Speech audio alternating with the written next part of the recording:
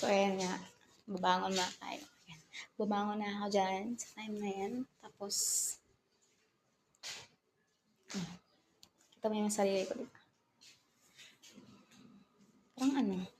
Parang wala akong pakialam sa mundo, Diyos ko. Ayan. Patay mo natin yung electric fan, so lalabas muna tayo. Ang init sa loob, grabe. Hindi ko alam gagawin ko.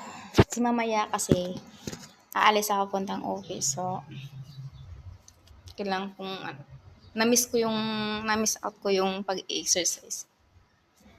Ayan. Ayan naman sala namin yung mga kasamaan ko.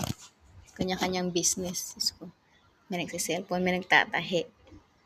So, ito naman si Ate Maricor. Yan, kasama ko. Problemado.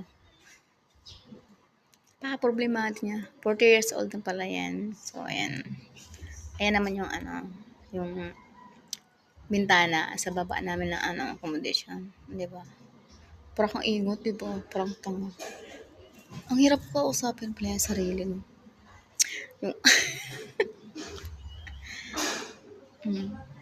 tinitigyawat pa ako dito. Lumami na lang yung tigyawat ko, guys. Pati yung kilay ko, may balakubak pa to. Charot lang.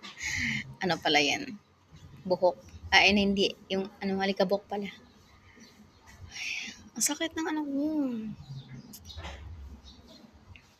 Ayan o, yung labasan ng gate namin dito sa accommodation, guys. So, nasa 3rd floor kami. Ayan, yung bubong. Ayan, sa baba. Di ba? Magulo pa sa bulbul ko. Charot lang. Ayan.